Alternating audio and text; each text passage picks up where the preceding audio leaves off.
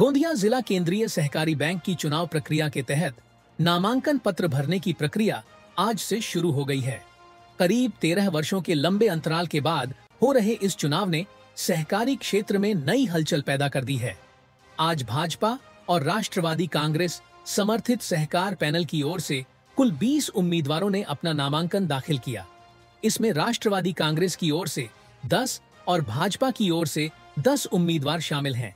इस मौके पर राष्ट्रवादी के पूर्व विधायक राजेंद्र जैन ने विश्वास जताया कि यह सभी 20 उम्मीदवार निश्चित रूप से निर्विरोध या विजयी घोषित होंगे। निवडणुकीसाठी भारतीय जनता पार्टी, राष्ट्रवादी काँग्रेस पक्षाचे सर्व 20 उमेदवारांनी आज अर्ज दाखल केलेला आहे। पूर्ण महाराष्ट्रात आणि विदर्भात सर्वात चांगली जिल्हा मध्यवर्ती बँक, सहकारी बँक चाललेली आहे। हे शानदार आणि शेतकऱ्यांसाठी काम करणारी आणि एक चांगल्या पद्धतीने बँक चालवत आहे। आमचे सर्व संचालक मंडळांनी आता जे आम्ही युतीचे जे सर्व उमेदवार आहे 29 ला मतदान होणार, 30 तारखेला आमचे 20 चे 20 उमेदवार निवडून येतील आणि पुन्हा बँकेवर आमची राष्ट्रवादी काँग्रेस आणि भारतीय जनता पार्टी युतीची सरकार बसणार आहे।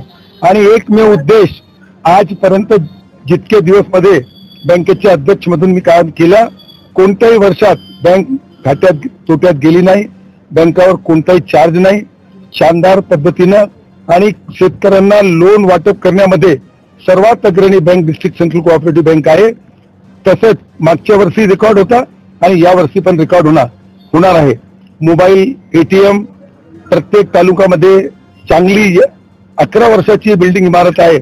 एकदम चांगल्या पद्धतीने इमारत प्रत्येक तालुक्यामध्ये मॉडर्न इमारत शेतकऱ्यांना जितका लाभ होऊ शकते आणि बँकेला समोर येण्यासाठी तुम्ही जरी इथे आमच्या पोर्चमध्ये पाहिलं तो पूर्ण भंडारा आणि गोंदिया जिल्ह्यात मोबाईल एटीएम कुठेही कोणत्याही कोपऱ्या कोणात जाऊन मोबाईल एटीएम फिरतोय। असे 4 मोबाईल एटीएम नाबार्ड कडून आणखीन भेटणार आहे। अशी दिन प्रतिदिन आम्ही प्रगती करत आहोत। प्रत्येक मतदाता, प्रत्येक शेतकरी बंधू आणि प्रत्येक गटाच्या माणसाला माहित आहे की बँक किती चालत आहे, चांगल्या पद्धतीने चालत आहे आणि आमची विजय निश्चित होणार। Gondia district central cooperative bank में भारतीय जनता पार्टी और राष्ट्रवादी की युति हुई है। हम साथ में चुनाव में और पूरी तरह से हम 100% सफल होंगे। आज तक के बैंक ने अच्छा काम किया है, आगे भी किसानों के हित में बैंक अच्छा काम करेंगे, ऐसा मुझे पूर्ण विश्वास है।